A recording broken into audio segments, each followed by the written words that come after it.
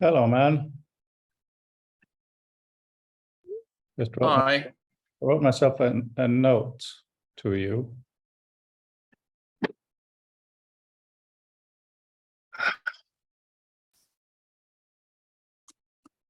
Oh, wow. Oh, so this camera is being used now, is it?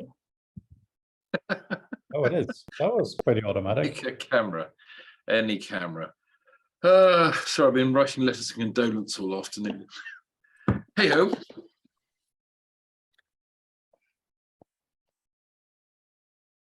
So I'm thinking about a thing, and that is actually, let's pause before people come in. What? I don't mind. Yeah, so yeah, we'll see things. And yeah, so I've been working on revisions for my PhD, and it's been very, very interesting. Yep. Because I've had such problems mentally with it. I felt quite stupid, which is a weird feeling. Trust me, it's not the first time I've had it, but I was wondering, even if I'm tired in the evening, I want to relax, I can still play a computer game. Hi, Peter. Yep. Let's see when Peter's here on audio. Are you here, Peter? Yeah, I'll just finish that thought. So I was just wondering, why is it that even though my brain may not be fully functioning, I can play a computer game, which is a lot of doing stuff, and still be happy? And I realized it's because in a computer game, I know what I can grab, right? I know what the controls are, I grab and run and do these things. But when I'm working on doing a different kind of analysis and coding for my PhD thesis paper, it's a new kind of thinking, so I don't actually know what to grab and hold on to move. So the mechanical things of copy, paste, and edit can't be done yet. And it's taken me a good couple of weeks to just look at it every once in a while. Today I managed to get quite far. I'm going to send it to Dave, see if he approves, if I'm doing the right thing.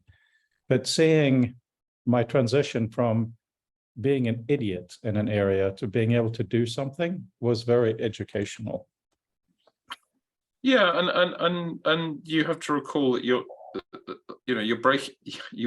even if you've been in this particular salt mine for a while, that you're mining new ground. And so it's not a simple case of putting one foot in front of another. And although you might just be writing, in fact, you're doing a lot more, because there's a lot of synthesis. And even if it's reviewing, even if it appears to be just reviewing stuff you've already written, the thing is, until it's done, it's not done, and the uncertainty remains. And in a sense, that's a good thing. I mean, it would be a lot more comfortable if it was all certain. But actually, I think I take the reflection that probably it's a good thing that one feels a lack of certainty about it, or a degree of ambiguity about things, because that's allowing you to have the flexibility to make sure that you actually, it is what you think it is. But I'm just quite simply talking about not knowing what to do. Right? Because, for the people who are academics, Dave and Wendy and all of them, this stuff is fine and clear and obvious. And, I've seen people, and, I'm trying to teach people Photoshop, for instance. And I was like, how can you be so stupid? You press that thing. Do you not really, that's the level stupid I was. And I think it's really refreshing to go into different areas and feel our own stupidity sometimes, because when you're trying to do something new, you are going to be stupid, and that's okay. But it's very abstract if we just stay within things. So anyway, I'm finding it very, very difficult, but challenging and good. So Peter, are you connected with audio? Yes, I hear you. I was just telling Mark that although we missed him, it was a good session on regulation. My condolences to Mark on his family's loss. Well, I just at that point where it's all funerals and no weddings at the moment, but that's life's rich pageant. Hello, Brandel. Good point. Oh, and thanks for such a good job moderating yesterday, Frode. You managed to rein me in when I was starting to go way too deep off into the weeds. It's a skill that I've honed over years of knowing you, Peter. Yeah, no, it was good. I did appreciate it, and the video's up, and the transcript will be available hopefully relatively soon. Now, next week, Mark and I will be in Barcelona for Hypertext. So we won't be able to make either one because they're both during flight times or near. However, I had a thought that I was just discussing with Mark, and that is maybe this summer we host a special summer Future of Text on hypertext and VR. Oh, that could be interesting. It wouldn't A lot of necess- things winding down for the summer, so. Yeah, I mean, it wouldn't necessarily be everything had to be those two things together. But, you know, we're going to be at the Hypertext conference and get inspired this week, but it's also, there's a chance that Ted Nelson may want to come over to London. So it would be interesting to have his very peculiar perspective available to us. So that's a thought. Other than tired, how's Brandel? By the way, is my Zoom and good. I don't have video feeds on anyone. Oh, we're all on video. You may want to restart your Zoom. Okay, let me reboot. Okay, I'm gonna reboot Zoom then. Hang on. Okay. No, things are good here. I'm meeting with my new team, or the new manager today, so I'll be able to find out Great. how things are supposed to proceed, and when we can start moving things around and discuss what actually the remit is and who I should be talking to in order to think what I'm supposed to be thinking. So that's very promising. That's amazing. Yeah, I'm really excited. It's one of those things where the job could probably be whatever I decided is. So figuring out how much I can kind of interact with people and but also figuring out how to keep it relevant. You know, one of the realities of research positions is that you are not shipping. You know, you're not delivering features and capabilities that are landing directly in customers' hands, and so you exist at the pleasure of the organization that is actually doing that, and so they need to see the benefit of what you're doing. As much as, you know, Xerox PARC is an interesting SRI and Xerox PARC and all of those organizations that were so instrumental in building fancy stuff in the history of computing. They all died, not just, I mean, the SRI is not dead. Xerox PARC's technically not dead, but they don't have the same cachet. They don't have the same kind of people. And the reason is that the organizations that they were part of and the people who were part of them at the time that they were doing that work didn't get the benefit of visibility from the sponsoring organizations to do the work. So something that I'm acutely aware of and really interested in finding the right way to trace a path through is how to make sure that something is interesting and also relevant. And I think that's partly work, and that's also partly the presentation and discussion and reasoning about it in order to make sure that it works. But the upside, that's going to be the upside of being outside a shipping cycle is you can actually do stuff that matters. I sort of feel, I look back at things I've been involved in along the way, and the things that made the most impact were those that we did because there was no one had quite got around to telling us we couldn't do it, or you know, all the usual litany of reasons that for no, even if it's just I don't know what it is and it's new and I'm scared. It's just, you know, it is an opportunity to actually do stuff, and that's actually quite a release.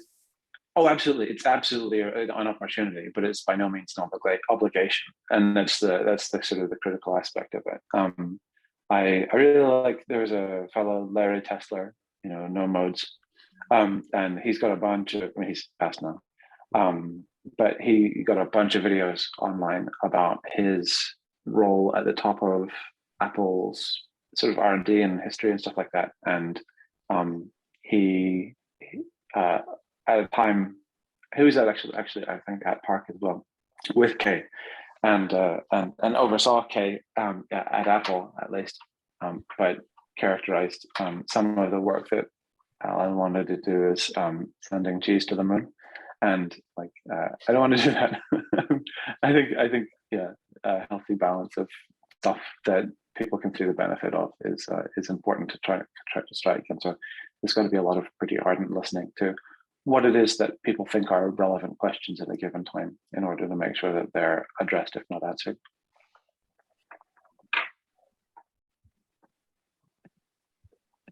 I'm glad to hear so much of what you're doing, talking about how to talk to people. Quite simply. It's Yeah, I think it's essential to listen to an organization that you get to be part of and put into in order to understand what just doing, ultimately it's doing the work, but learning what that work, what people think that work is, and threading a way through doing that, as well as figuring out what you need to present and depict to people to make sure that you're in agreement about what the work even is non-trivial and important to pursue. I saw a great quote from somebody on, I think it was Facebook, and says, if you don't do the work, it won't work. Which was a bit harsh, but right now I'm doing revisions for my thesis, and I was talking earlier about how mentally taxing it is for me, because it's a different kind of thinking that I'm used to. But the other side of it is, it's really refreshing to read again all these great people saying visual meta is so brilliant, which is wonderful to hear. And it kind of reminds me that it's not going to get into the world if I don't actually do the work there as well of advocating it. So, yeah. It's an interesting reflection. I was listening to Brendan, I was saying, and talking, listening to the organization and the sort of the interesting and sort of nuanced challenge you get, people will, well, getting people to tell you in a sense what they're doing, what they're trying to do, and the subtle difference between what in essence is the exhaust of what they're doing at the moment. This is how terrible my life is because they make me do these things, to against this is what this part of the organization does, this is what we're trying to achieve, and even if we're not achieving it at the moment, this is sort of the overarching part, and it's the latter, I think, is the thing you have a wonderful opportunity to go and harvest, because most of the people are so busy mired in the former because that's the way things roll, and so often even giving them the chance to sort of so in other words, it may take them a while to actually unpack that, because it's a difficult thing. One's lucky if people just have it there ready to go when you ask the question.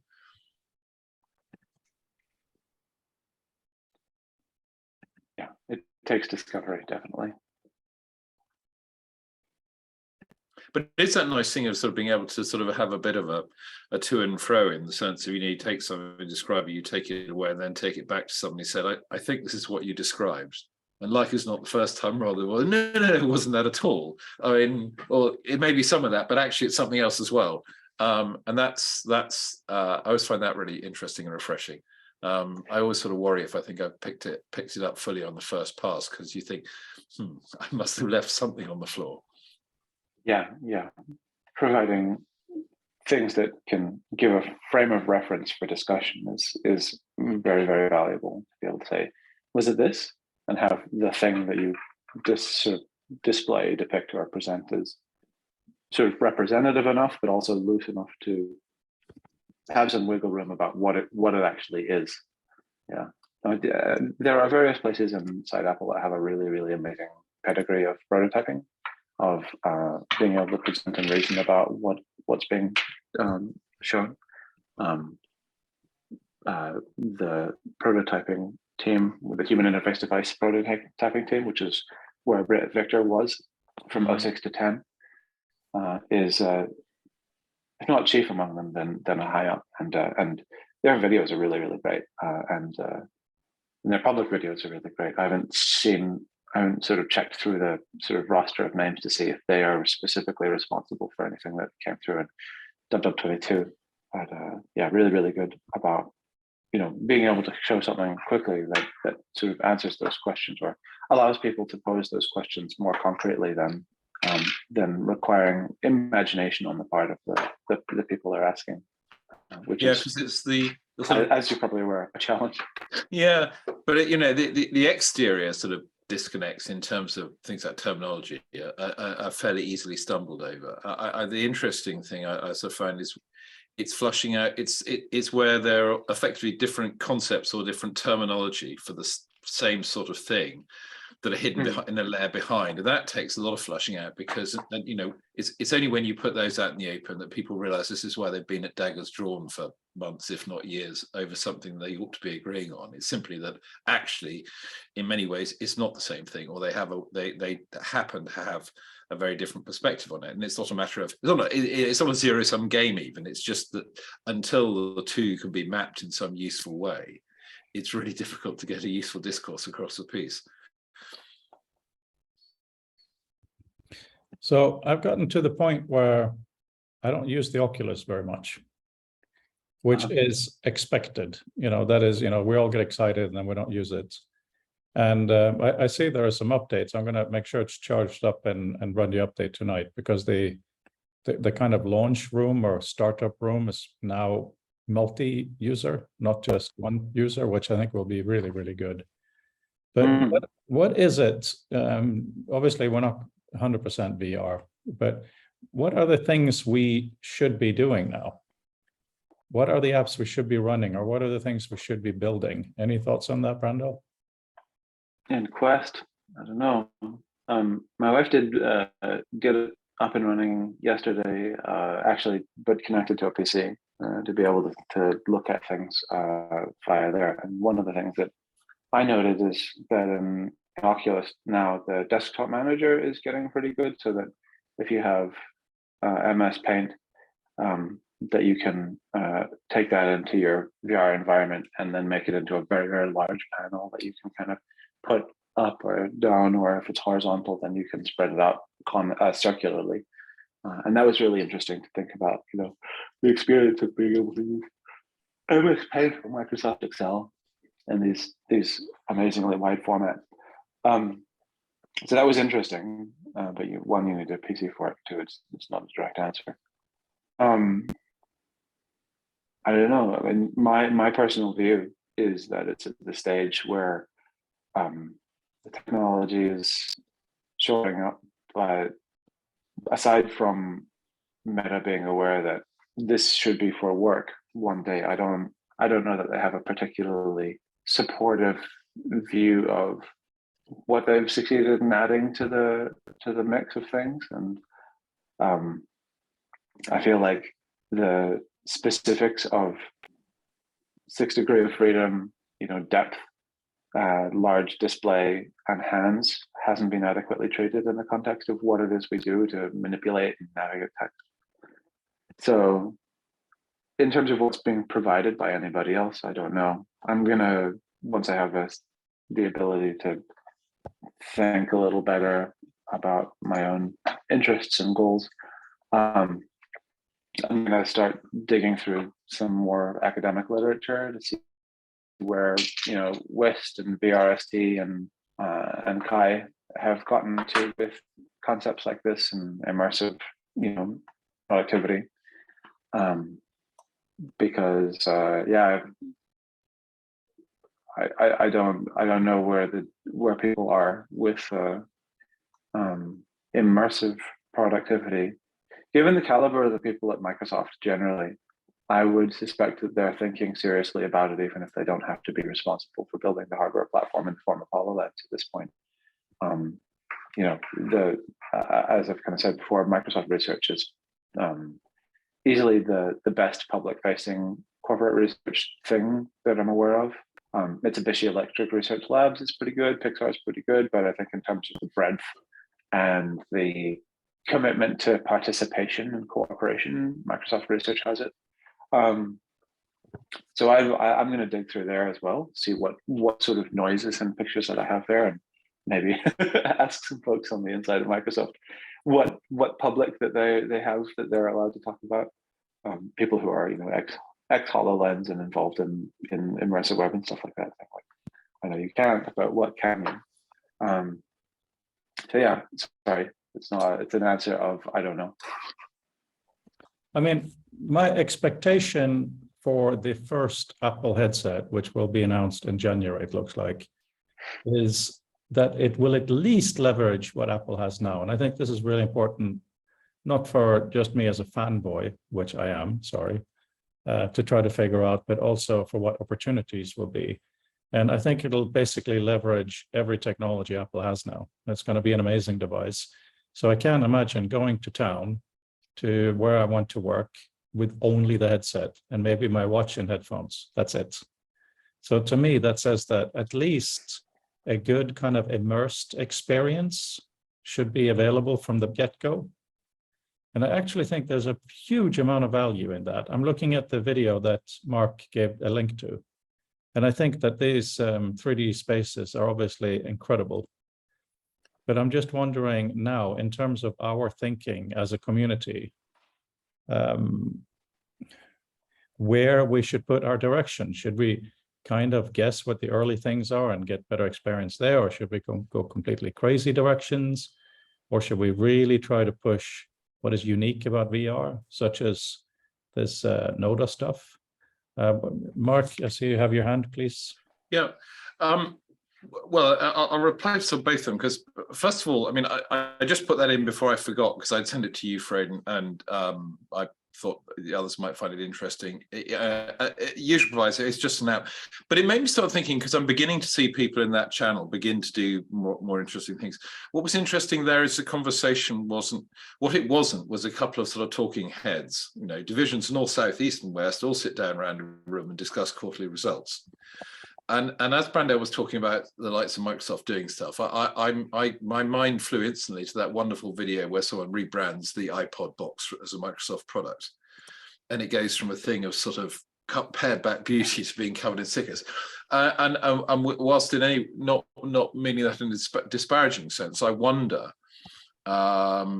whether those sort of organisations will get stuck in the paradigm of the office. So what they try and do is effectively to bring the 1960s office into this new space. So I think what I reflect on seeing when I looked at that little video, the Noda thing, was that wasn't there was an interaction going on.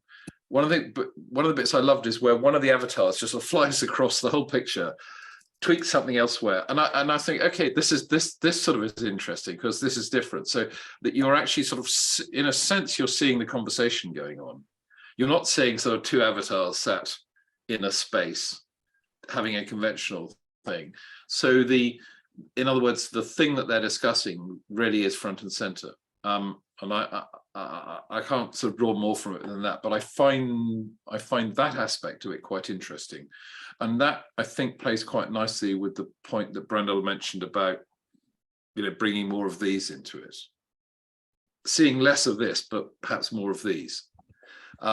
In other words, our conversations, for want of a better word, in this new space can potentially look very different and still be just as meaningful and rich.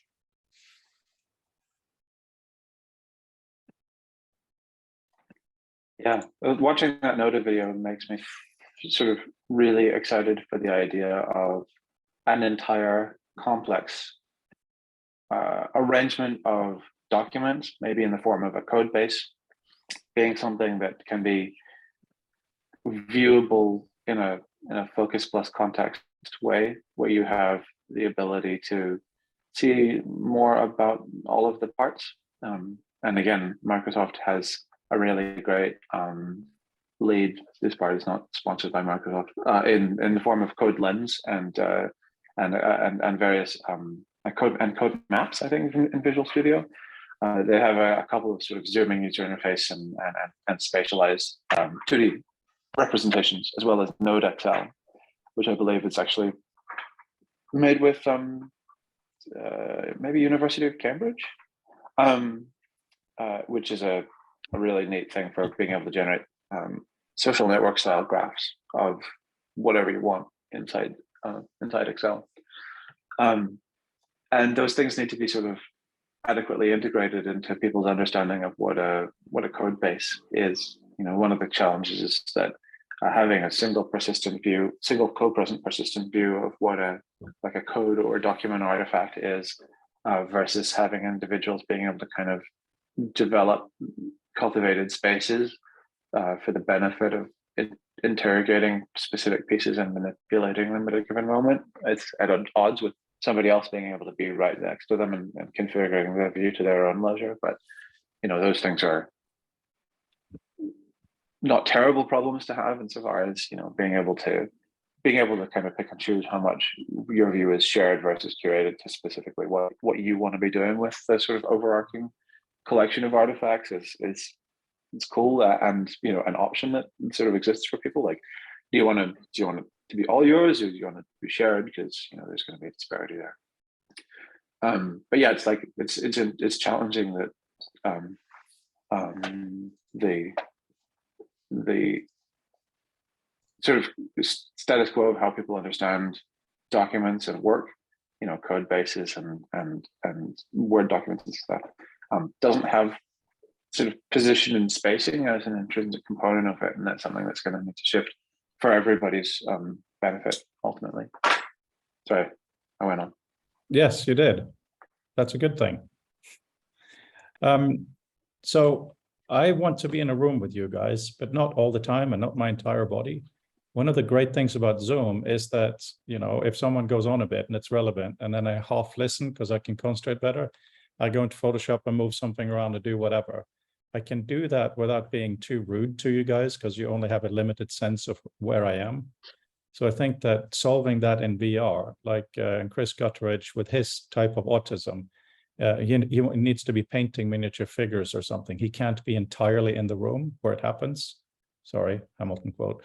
So to develop identity levels, presence levels, it's not just like photographic realism, obviously. So it'll be really interesting to see how that can be done.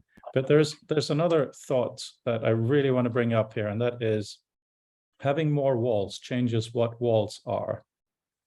So the notion of a murder wall in a TV thing, that is usually done when the character has an obsession about a specific project. It's not something, you see, Brandel, exactly what I mean. To be able to go in and out, it's really, really important in a very positive way. So I'll turn my camera off in a moment. No, but it makes sense, privacy, family, home, and all that. So perfect timing. But with the murder wall, if you're working on a specific thing in a specific location, you can have a murder wall. When I was working in, yeah, they do, don't they? Oh my God, you watch Death in Paradise? That's a bit too British for you, Peter. But I remember when I was working in New York in advertising, we would have a meeting room for one thing, and prints of this, that, and the other would go up on the wall. We'd look at a lot of layouts and all of that stuff. Those were murder walls because it was a work environment. It was for that thing. So what I'm getting at here is, we're talking about the idea of maybe having Future of Text in the summer. We also on and off talk about when we're going to have speakers coming up. But for us, even in this community, to make sure everyone has the same calendar open, in British English, we would call that a bit of a faff. However, if we were meeting in a virtual room and that room was dedicated to this community, there's nothing wrong with us having a calendar on the wall, right? So it's just always there, and it's only for the stuff that relates to us.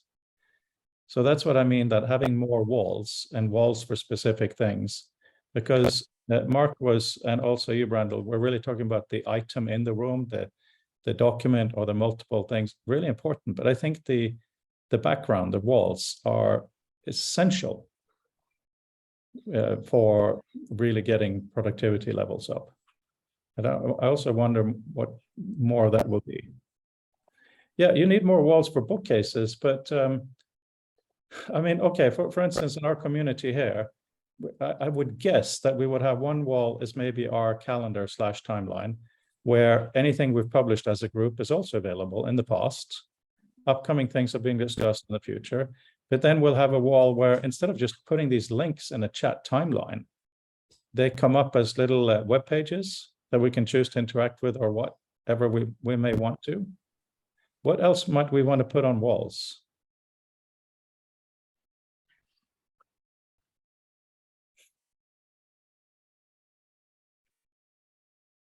I mean, when you guys are not present, and I come into this room, because it'll be like a Zoom room, right? They'll all have their own identities.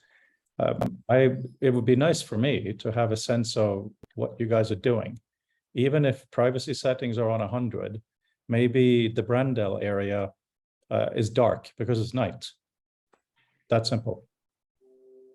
Right? Or even, you know, maybe Mark has decided to put up a holiday. Well, Fabian is not here. He's on holiday. Maybe he is, you know, put a sandcastle avatar in where he might normally be, right?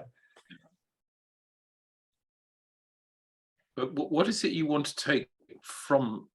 So this is dealing with omnipresence or the lack of it. So this prompt is as a sort of framing for potential conversation, because whether people are around or not, or there's two halves of it. I want to be able to choose to go in a full or limited capacity, or any way in between, as should you. But what is in the walls of the room, let's just take it initially as a rectangle, is exactly that, artifacts that relate to our work and our dialogue. You know, maybe we have a specific wall for, you know, concepts even, I don't know. We don't do anything geographically much, so we may not need a globe or a map wall. Maybe that won't be useful. Maybe we have a bookshelf where, you know, it could be as simple as any of us who like a book or own a book makes, you know, the book gets a little bigger, for instance. Even if it's a paper book or whatever, we do hold up those. But I'm just saying that, yeah, there are some things that, you know, you put on the headset and it can instantly make the experience of having a group dialogue better. It was interesting you mentioned this thing of sort of partial whole privacy. What I've been sort of appearing to do, sort of says the concurrent activity, was I'm trying to remember. I think there were a series of sci-fi books by a guy called Hannu Rajaniemi. First one was Quantum Thief. I think it was the second book, but part of the whole shtick there was he goes to a place where people have this sort of affordance of a variable privacy, where people either appear completely, or so you either have a notion of a presence, so there might be a sense of a person standing next to you, or there might be just a face of a person, or there might be a whole person standing next to you. Yeah. Which of course, done in the mind's eye, is all very easy. But I thought in a sense that's quite an intriguing concept. You know, because something maybe at least your face gives you, because of the way our sort of eyes and senses are wired up, I suppose, gives you the base sense of presence. But then again, going back to your point, if you're half listening, maybe you don't want to see somebody's face, because that gives all the tell that they're listening, but they're not totally engaged. Which might give you a false tell as to the fact they are interesting, but they're not, you know, fully on point. One of my best friends, she lives in Australia now, which is why I hate that continent. And you know, we've done one or two hello video chats, but it's usually video and turn it off, because we can concentrate more on the words if we're not looking. You know, like if we have a deep, meaningful discussion, you may actually close your eyes at some point, right? And for some discussions, you do need a bit of background processing, you know, to do with it. But in terms of our group, that's one thing. But what gets kind of exciting is, so, you know, we have these guests in our house. One of them is 13. He's studying English history, including the Tudors, English Civil War, and Empire. And we watched a brief documentary, because his school hasn't really gotten him up to speed on the Tudors. And he's basically figured out that this guy Henry had quite a few wives. So Emily and I thought, for fun, maybe in the hallway, we could actually draw a line with a pen, a timeline. So as he learns things, you know, we put in the years, he has to write it on the wall, which might be a bit provocative for an actual hallway. But if in VR, of course, to build a student study room, you know, to have a history room must be amazing. So all these thoughts of having, you know, looking at like the Wikipedia timeline and so on that Brandel has worked on, but to have it specifically for learning history, right? How multi-dimensional could you possibly get? Yeah. Yeah. One of the things that I'm really interested in, oh, sorry. Mark, if you were going to talk. No, I'll come back on stay on this because I'll loop back to pick up a different thread in a moment. Okay. One of the things that I'm really interested by, and it is public, is if you look at what Apple talked about with regard to shared tabs, and this notion that there can be a subset of somebody's browsing activity that is specifically designated to be kind of socially shared and experienced, to the point where you can see in a shared tab group which tabs people are visiting at which times. I'm really intrigued by that. I've actually not been in touch with that team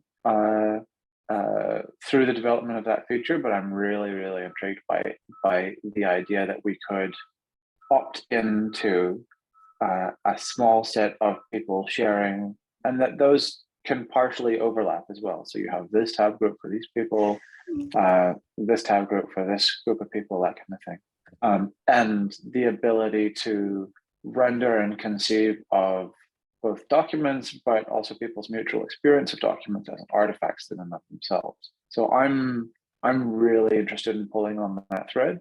And to your point, Frode, about being able to sort of generate environments that are representative and meaningful of specific tasks for specific people, I think that's a really, really interesting direction to sort of pursue and consider. Here, when you come visit Brandel and Peter, we're going to go to Hampton Court.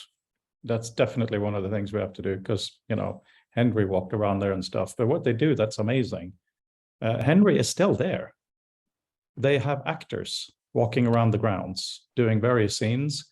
And even though you fully know it's an actor, having Henry VIII looking incredibly accurate, walking up this grand staircase, just while people are milling about, even though you see people with cameras and all of that modern stuff, it's incredibly evocative. And it is, of course, a very virtual reality. It's just incredibly high fidelity, and it is real in a way.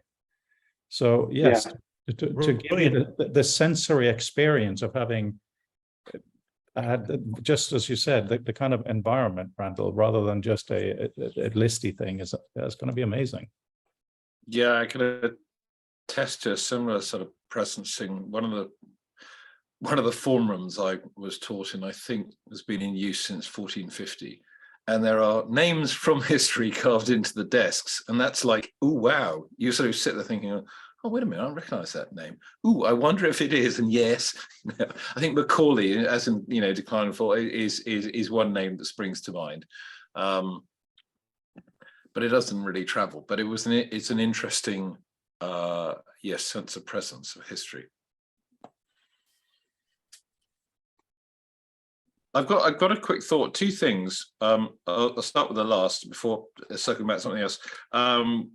Brenda, when you mentioned shared tabs, one of the things that I do sort of wonder, and without any sort of preconception of this, is whether people are coming to this out of the whole social networking game. Are they coming at it from a social aspect or a shared aspect? Because to a certain extent, I think we've had social turned up to 11 for a bit too long, and it's crowded out.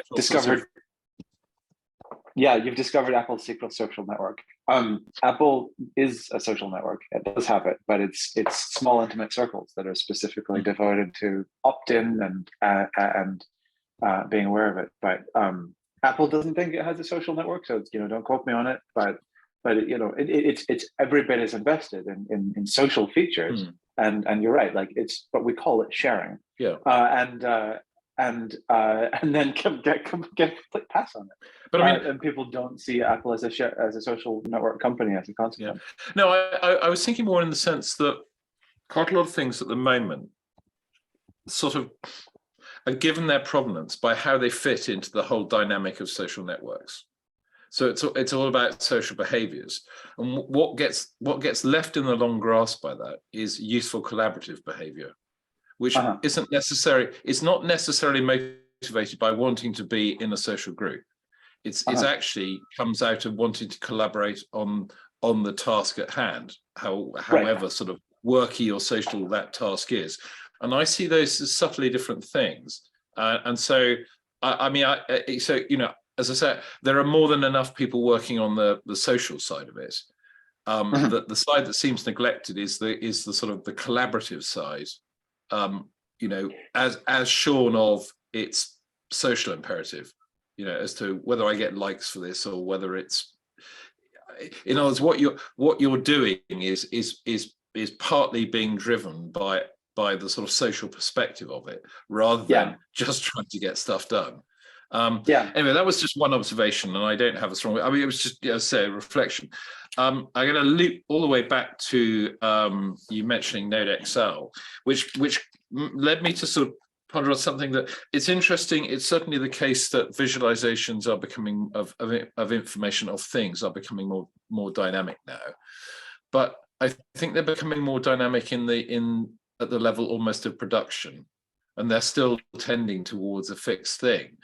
And looping back further to that thing that chimed in my mind when I was looking at that little thing I clipped from the Node Discord thing, was what I see there is a different take. That's where all the no small amount of effort that goes into making this thing is just so you can have a meaningful interaction with some information in a way that enables you to look at and interact with the information and in collaboration with others, rather than worrying about, you know, whether it fits in this space or whether it's whatever constraint you want to put across it. And the more I think on that, that's actually quite a bouleversement of sort of our standard approach. Whereas at the moment we still try to define it, because we could say it's going to be this sort of a view, it's going to be that sort of a window, which is not wrong, but it's still sort of really rear view thinking, I think. So, and you get going then back to Nade's phrase opening, I think that's an area we can push on. You know, how can we break out of this sense of things having to be in a box? Now, that's not but that's not in a sort of antithesis to what you, Fred, was saying about, you know, if I want to know about things in my space, because I'm at this point talking about a different level of granularity, because at this point, effectively, we probably dived into, as it were, one of the what you were referring to just now as, you know, windows or panels or something. So they're not in antithesis at all, because what you were describing in terms of the room and the things in it, I would see as a sort of high level view. But when you wish to interact or work on a more contextualized thing, probably not a diary item, because we have a fairly good handle on diaries in a way. But, you know, if you're just trying to look at a problem space and you just want to look at the interrelations of things, you know, and you know, things we're still not doing, like you may have a number of things that exist in a space with no particular fixed relationship. For instance, being able to lay a trail across the top of it. Yeah. Did you get just quickly, did you get an email from me, Brandel, about microcosm stuff? Oh, I did, yes. That's fine. Just as long as you got it, that's fine, and we can catch up in due course. But I finally remembered to do that. Yeah. No, but I mean, again, this is one of the things there was, well, what did it do? It had a notion of trail stacks. So, you know, that something that I do think an XR VR environment, whatever, really offers is this opportunity. So I don't really care how many dimensions there are. I'm not worried about this. I'm not worried about whether the box is this big or infinity big. What really matters is this thing is not that thing, and I can do stuff with it. You know, to get to a point where I can turn it back into something that's hard-edged enough to fit into a more structured world. Sorry, Fred. Yeah, 3 hands up in the air. Okay, so this to me is very, very important. I wonder how you feel, and it relates to a lot of things. It's on addressability and linking. One of the first things that was told to me by my advisor, Dave, when I started my PhD, when I started leaning towards what became Visual Meta, was that he said that what I'm trying to do, not to say I succeeded, but what I'm trying to do is to reintroduce academia to digital without the complete screw-ups that have happened so far. Because so far we have issues with citations and linking and pages, and you know, it's just a complete but utter mess. So the reason I say that is going into VR, and this is going to sound preachy, it most certainly isn't, it's for clarity. You're not going to be entering a lot of URLs and stuff. You know, in the olden days, we had phone numbers, they became friends that are just attached. And then we had domains, which were very important for a while, and now they just aren't. Who looks at a URL these days, right? But what would, no, you do it for checking and things that, no, that's a really important aspect of it. But, you know, if you email someone, if they have a Yahoo or Gmail account, you're not going to say, oh my God, don't you have an identity? You know, there was a while where we had that, right? And if it's an interesting blog, you're not going to say, I'm not sure about that domain. It's a bit murkier. It's not black and white. So what I'm saying is that what I really would like to see on the web in VR, and I really honestly think Apple should try to advocate something along the lines of this, and that is addressability based on time and location. So the example would be what we talked about earlier. You're in a virtual environment, you have a timeline of some sort, diary, some mechanism to indicate a point in time. Now, I can imagine a scene in Back to the Future with a headset. I don't know why I'm picturing it with all that Americana, but anyway, you know, it's like, oh, 1945, right? You somehow tap and you have like a Rolodex of options. What do I want to see? What do I want to go to? You know, this, that, and the other. And you can see, and this is where URL type things are important. The domain name, is it National Geographic or the BBC presenting this? That means something. And there's always going to be editorializing for anything represented by humans, right? But what I am saying is that you shouldn't have to go to a bloody app store to download a specific extra component. But what would be amazing in whatever virtual environment you are, when you choose to go through that door or portal or change environment, whatever the language will be, that you can say, I want to see the options that are available for me for what I can experience here. And that has to be done in a very new way.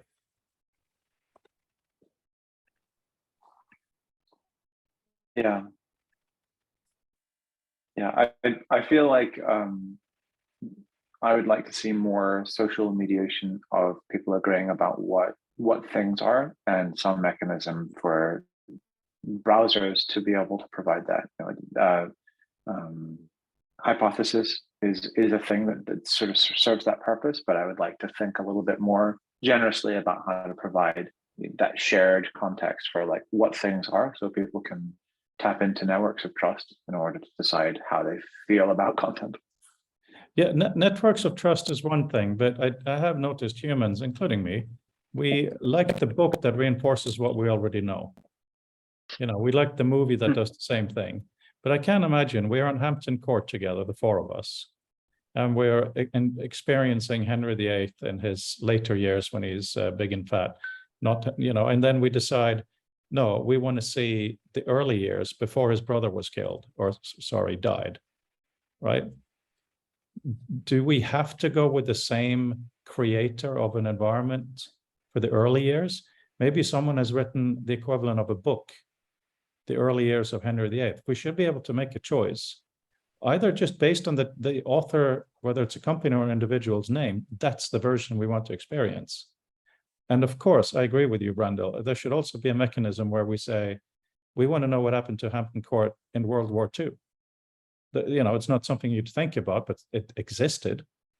What is good information? What is reliable? Then we get into the social mediated, who has some useful stuff for that period. But it is the... Yeah, I mean... Yeah, go ahead. No, I was just going to say, but it is that different way of specifying content of history. I guess, Peter, since you haven't talked for a while. Peter, because he's not speaking yet. I was also thinking that we might want to have a way to record formally the position / zoom factor perspective of someone in the environment. So as opposed to just simply capturing, you know, Hampton Court in 1717 at whatever timestamp, you'd also want to be able to get, you know, you're in the second floor bedroom, you're focused on the clock on the nightstand and you're at maximum zoom. Yeah. Yeah. My sense is that we've really under-indexed on what we should encode about people's experience of artifacts in general. And that's a waffly way of saying, you know, it would be really cool. I've recorded before what people's actual attention on tabs has been. You know, were they on this tab or were they on that tab?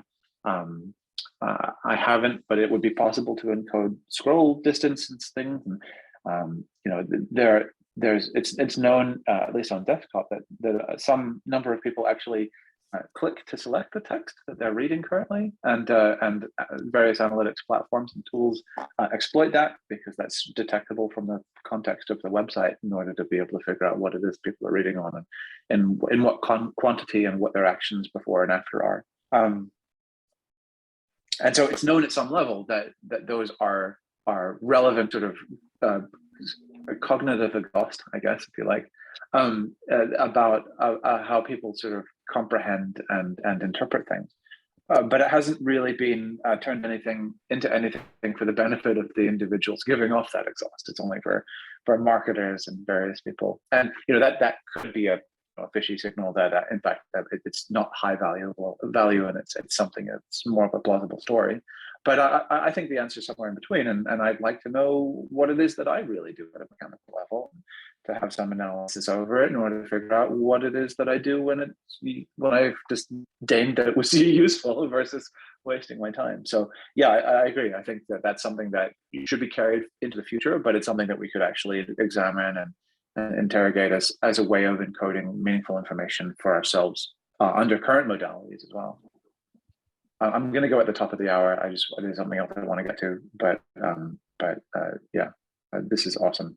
This is Well, really it's cool interesting discussion about sort of when you're saying having that deep recording, because it occurs to me another way it may actually be useful. I'm thinking of some of the books we've collectively read recently, which sort of go on the more psychological thing. That I mean, it may also help to give some more insight there. Not least of which in some of our atypical sort of behaviors, or what we codify as abnormalities and things. So different, which probably effectively boil down to a different sensory perception of the same thing.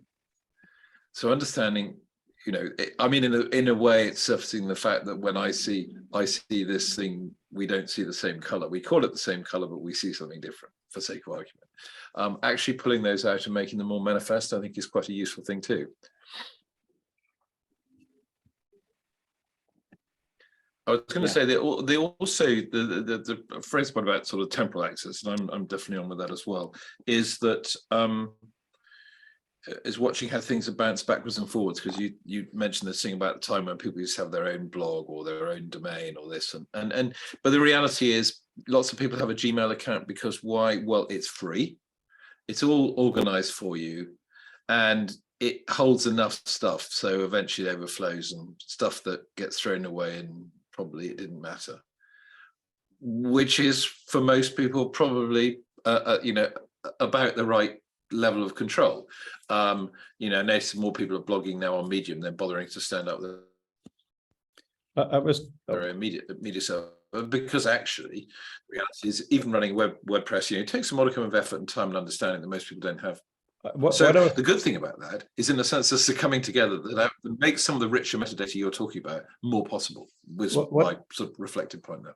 What I meant to just highlight is the fact that virtual reality will be, I think, more different from our current paradigm than the analog paradigm was to digital version 1, which is what we're in now. That's the first thing. Secondly, is that the way we navigate and move around and find stuff and change stuff will be so different from anything we can experience now, because Oculus is utter garbage. I mean, it's technically advanced, but it isn't there yet. It's like ham radio level thing, right? So for us to employ our imagination to think of, like movie level interactions, how do we change things, I think is quite important. And it's really hard. Really, really hard, because we think we know the infrastructures to go from A to B, but that's just the current ones that happen to be around, right? Sorry, Peter, I was talking over your spot. Okay, I was wondering, did anyone? But by the way, is the- it real quick or do we say bye to Brandel first? I just saw the time. Oh, I'll make it real quick. There was a really bad science fiction series a few years back called Earth Final Conflict. And one of the premises was that people had a CVI, a cerebral viral implant injected into the base of their brain stem that would record everything that they experienced. So part of the detective plot that occasionally surfaced was the main character would scrub back temporally and be able to sort of see himself going backwards in time, everything in reverse up until a specific point, and then play it forward again in sort of a giant mnemonic bullet time. And it'd be real cool if we could have something like that. So if you were interacting in the virtual world and something sort of whipped by in your periphery, you could backtrack to that point and then refocus in on it. Yeah, see, that's the thing we need more discussions on. You say things like refocus in on it. What is it? How does the system know it? Those are going to be really interesting questions going forward. But yeah, thanks for your presence here today, Brandel. As you know, Mark and I will be gone next week, but the channel will be open if there's anything, and we'll be emailable. Oh, Brandel, really quick, if you want to, I would really like you to do a piece of mathematics for me. I will tell you why. It's so quick. So you talked last time about the resolution of the human eye in terms of arc seconds and stuff. So the print from the Leica, it's kind of big. Oh, lovely. Yeah. And what I want to try to find out is normal viewing distance, let's say 0.5 meter. What resolution print should it be to match closely human eye resolution? I haven't been able to find that anywhere. Do you think you could calculate that? Yeah. So if you've actually watched all of the stuff that came out of Oculus Meta this week, they cite their number 60 pixels per degree as being the sort of practical resolution of the human eye. So if you think at 60 ppd, it's easier for the calculations at 1 meter, but then you just half them for looking at it at 0.5 meter. And yeah, so I don't have the numbers off the top of my head, but 60 ppd is the number that they use. But what is that? What is that? What is that? I desperately need to know for my very existence. What would that be for 1 meter? So for 1 meter, you know, a degree.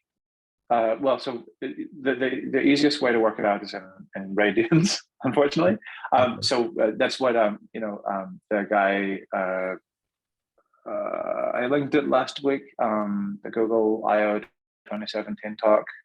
His last name is Scottish. Anyway, he talked about the device-independent millimeter, the 1 millimeter at 1 meter, and you know, that works as 0.056 degrees.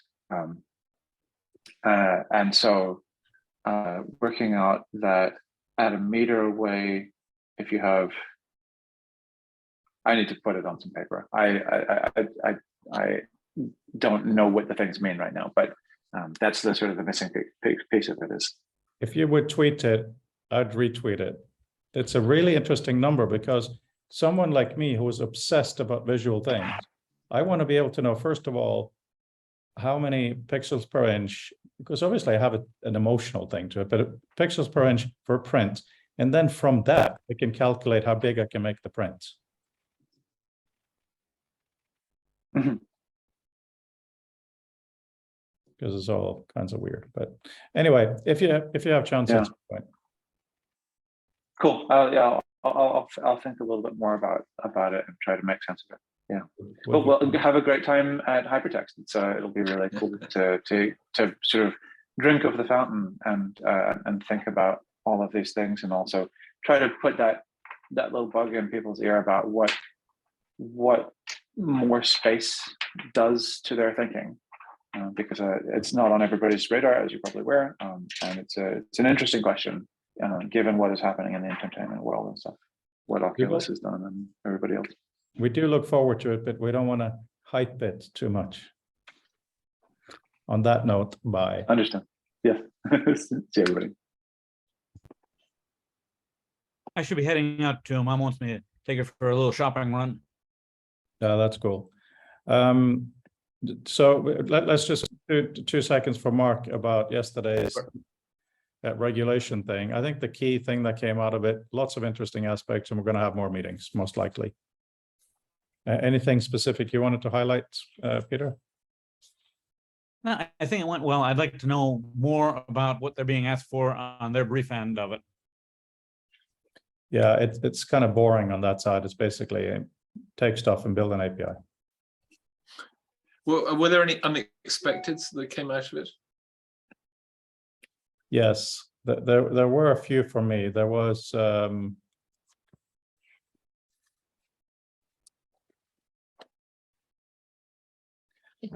thing that I really liked that stuck in my mind is Peter is saying it would be good if the system knows who the user is. And in a user interaction sense, that's not too hard. You could model it on, if you want to be an investor, you have to say, do you know what depreciation is and whatever, so that the system here would allow you to do that. They can say, no, just give me the basics right now. I want to do normal search. Or you can answer these questions to kind of prove what you know. But then the interesting issue becomes, this is all about the API. In what way could the API relate to that? What would the API need to know in order to know what to serve up to different levels of knowledge users? Yeah, I think, yes, I agree. I think that's extremely interesting because all too often there's a presumption an API is just an unopinionated sort of transport mechanism between. But it's so opinionated. Well, no, exactly. But you know what I mean? There is a sense of no, I've coded this stuff. I built an API. You can get anything you want. Ask the Oracle the right question, you'll get an answer. And therein lies the problem that for most people, whatever they ask, they get nothing back. And your observation makes me think of you mentioned him earlier at Southampton with this model figurines. Name. Right. Okay. But you know, his point that of having glossaries that unpacked. The point is, you know, how far down the rabbit hole do you want to go? Are you happy that atoms exist, or do you want to understand there might be subatomic particles? And the sort of the implicit trade-off that in order to understand the next level of the ride, you're going to have to be in essence this tall, because otherwise the problem just becomes unbounded because it can't explain everything. So in other words, and I think this loops back to where you started, is negotiating some understanding of roughly what the user can understand within the range of what the API or what lies the other side of the API might be able to give back to them. Yes, exactly. Shall we adjourn? Yeah, sounds good.